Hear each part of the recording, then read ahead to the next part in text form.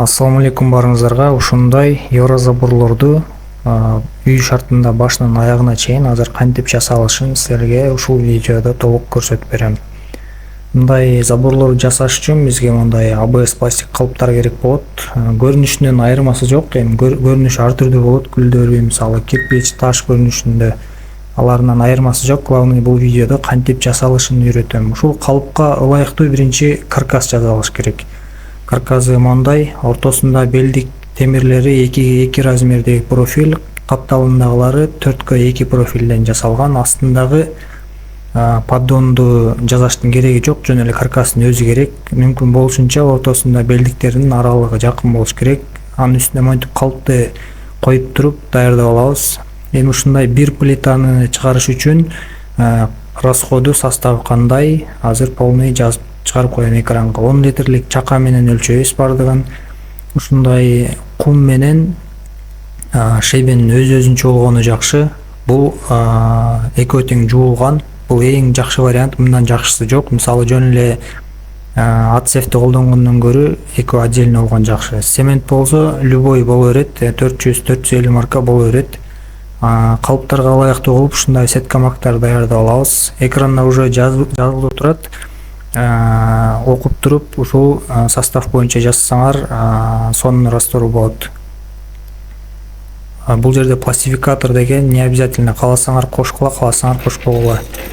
Ушундай раствор даяр болот. Эми калыптын ичине жанагы даярдалган сеткамакты салабыз дагы үстүнө даяр болгон растворду куябыз.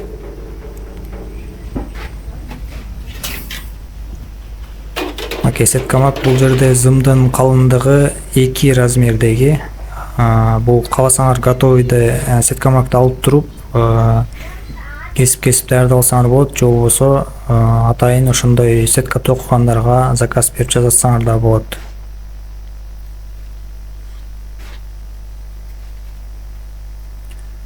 Калыптын ичине растворду салабыз. Бул калыптын астында турган вибростол. Эгер бизнеске десеңер, ушундай вибростол сөзсүз керек. Бул ишти бир кыйла жеңилдетет и бетондун составындай сапатын дагы жакшыраак кылат. Эгер аз эле өлчөмдө жасайм, үйгө эле керек десеңер, бул вибростол жок, ручной силкип койсоңор деле сонун эле чыгат. Мисалы бул практикадан көргөнбүз. Бизде свет өчүп калган кезде жасап көргөнбүз да. Ручной эле силкип бетонду, сонун эле вибростол менен жасалгандан эч айырмасы жок эле чыгат.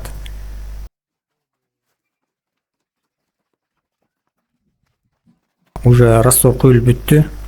Вибростолго койдук. Вибрация кылып бүткөндөн кийин монтип эле бири-биринин үстүнө жейип салабыз. Поддондун бул жерде кереги жок. Ушул ар бир астындагылары дагы уже куюлган бетондор. Бүткөндөн кийин общий бардык жагын пакет менен жаап коюш керек. Пакет менен жаап койгондо бетондун составы, мындай сапаты сонун чыгат. Бул эми технологиясы боюнча ошондой да. Болду, ушул боюнча эми 1 сутка же 2 суткага калтырып коебуз. 2 суткадан кийин бетон катып калат. Ушинтип видеодогудай эле чыгара берсе болот.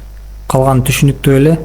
Эми буну тикесинен бир жерге жийип коебуз. Дагы кургай берсе, примерно 1 жума кургагандан кийин толук уже аны установка кылганга болот.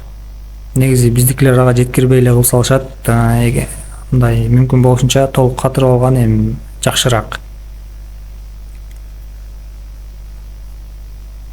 Мындай ABS пластик менен забор чыгаргандын жакшы жери бул бетон ушу видеодогудай өтө гладкий глянец болуп чыгат. Мындай сулуу чыгат да, мындайча айтканда. Бирок стеклопластик кылыпка караганда бир аз жумуш жай жүрүп калышы мүмкүн. Анткени бул формадан болгону 1 суткадан кийин чечип аласыңар. Бат чыгарыш үчүн формадан көп болуш керек болуп калат. Эми установкасын, бул кандай установка болот? YouTubeга жазсаңар толтура видеолор бар, кандай установка болушу. Забор кантип жасалат толук түрдө көрсөтүп бердим. Дагы бир жолу айтып коеюн, бул ABS пластик калыптарга бетонду куйганда ушул видеодогудай бетон өтө глянец болуп чыгат, сапаттуу болуп чыгат, гладкий болуп. Ушундай калыптар кимге керек болсо бизге заказ берсеңер болот. Биз Кыргызстандын бардык жагына жиберебиз жана толук түрдө кенен үйрөтө алабыз забор кандай жасалат. Ушундай калыптар кимге керек болсо заказ алабыз. Бизнеске жана үй шартында эле забор жасалсаңар болот.